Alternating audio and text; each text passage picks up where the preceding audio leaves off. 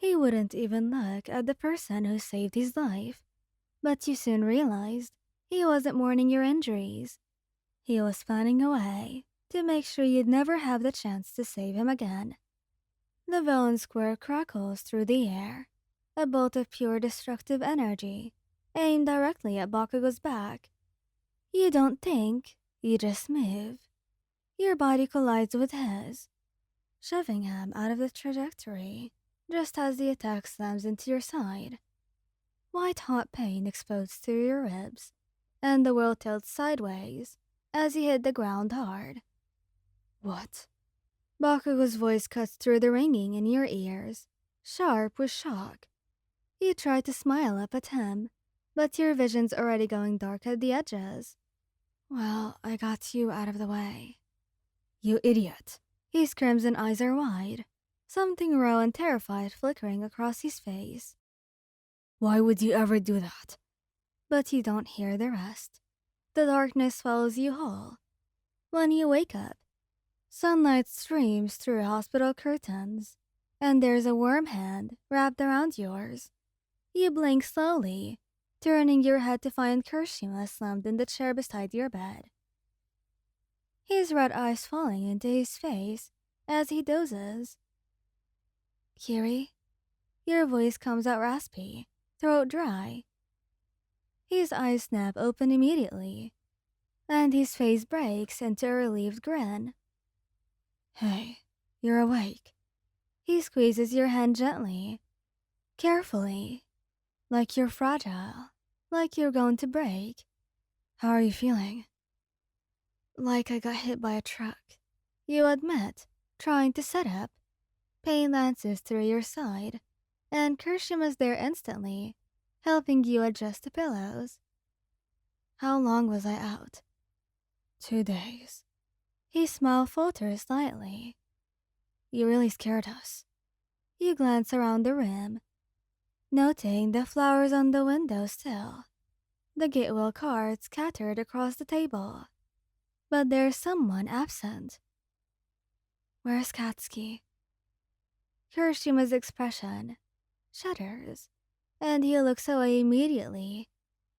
He hasn't come by. Your heart sinks. What do you mean he hasn't come by? He won't see you. Kirishima runs a hand through his hair, frustrated. I've tried talking to him, but he's being really stubborn. More than usual, even. He's convinced that this is his fault. That's ridiculous, you say, anger sparking in your chest, despite the exhaustion weighing you down. I made my choice. I'd do it again in a heartbeat. I know that. You know that. Kirishima's jaw tightens. But Bakugo, you know how he gets. He's eating himself alive over this. You remember the look on Katsuki's face right before you passed out. That flash of pure terror, so unlike him. Your explosive, confident boyfriend. Scared. The image makes your chest ache worse than your injuries. Kiri, please. You grab his hand tighter. You have to convince him to come see me. I need to talk to him. I'll try again, he promises, leaning forward to press a kiss to your forehead. But you know how he is when he's made up his mind. Then, unmake it for him. Tell him that I need him. Both of you. Tell him I'm not angry. I'm just really worried about him. Kirishima nods, determination settling over his features. I'll bring him back, even if I have to drag him here myself. It takes another day. You're picking at your lunch when the door opens, and Kirishima walks in with a stiff, scowling Bakugo in tow. Your breath catches at the sight of him. There are dark circles under his eyes. His hair is messier than usual, and his hands are shoved deep in his pockets. But the worst thing is that he won't meet your gaze. Katsuki, you breathe. I'll give you two some privacy, Kirishima says softly, squeezing Bakugo's shoulder before slipping out of the room. The silence stretches on between you like a chasm. Bakugo stands near the door, rigid, looking everywhere but at you. Are you going to come closer? Or are you planning to have this conversation from over there? You ask, trying to keep your tone light. His jaw clenches. I shouldn't have even come. But you did. You shift in the bed, patting the space beside you, despite the protest from your healing ribs. Please, Katsuki, come here. He moves like it physically pains him. Each step deliberate and heavy. When he finally reaches your bedside, you can see how tightly he's wound.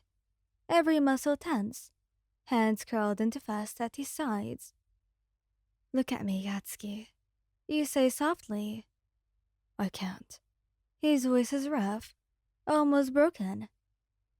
I can't look at what I did to you. But you didn't do anything to me. You counter firmly. I chose to protect you. That's what we do. We protect the people we love. But you almost died, Ryan. The words explode from him, and his eyes finally snap to yours, red-rimmed and blazing with guilt and fury, directed entirely at himself. You almost died. Because I wasn't paying attention, Ryan. Because I let my guard down for a second. Stop. You reach for his hand. And after a moment of hesitation, he takes it. His palm is warm, slightly damp with sweat. I would do it again, Katsuki. 1,000 times over. Do you understand me? For you or for Kiri? Well, that's the problem. He's shaking now, and you realize with a start that there are tears gathering at the corners of his eyes. You throw yourself in front of another attack for me without even thinking twice. And I can't lose you, Moran. Your own eyes burn. Well, then don't shut us out. Don't punish yourself. And me. And Ijiro. Because you're feeling guilty. We're supposed to be in this together, remember? You got hurt because of me. He whispers, and a single tear slides down his own cheek. How am I supposed to? You tug him closer, ignoring the twinge of pain, as you pull him down to your level. You're supposed to trust that I know what I'm doing, that I'm strong enough to make my own choices, and you're supposed to be here with me, because I've been going crazy without you. He makes a choked sound, somewhere between a laugh and a sob, and carefully, so carefully, wraps his arms around you. His face buries into your neck, and you feel the dampness of tears against your skin. I'm sorry, he mumbles. I really am so sorry. I'm not, you whisper back, running your fingers through his hair. I'd take that hit every time if it meant keeping you safe. You're an idiot, he says, but there's no heat in it, just exhaustion and relief. You're an idiot, though. Yeah, you're mine. He pulls back just enough to look at you, one hand coming up to cup your cheek with devastating gentleness. The door cracks open, and Kirishima peeks in, eyes hopeful. When he sees you holding each other, his face splits into a bright smile. Room for one more? He asks. You nod, and he's there in an instant, carefully climbing onto the other side of the bed. Bakugo shifts to make room, and suddenly, you're bracketed by warmth on both sides. You're two heroes. You're two loves. Don't ever scare us like that again. Kirishima murmurs against your temple. I can't really promise that, you admit. But I can promise I'll always come back to you. Bakugo's grip tightens fractionally. Better keep that promise, or I'll make it my task to grab you back from hell myself. You smile, settled between them, finally feeling whole again. I wouldn't expect anything less, Katsuki. Thank you guys for listening. I hope you like this video. Please don't forget to subscribe, like, and share. And goodbye!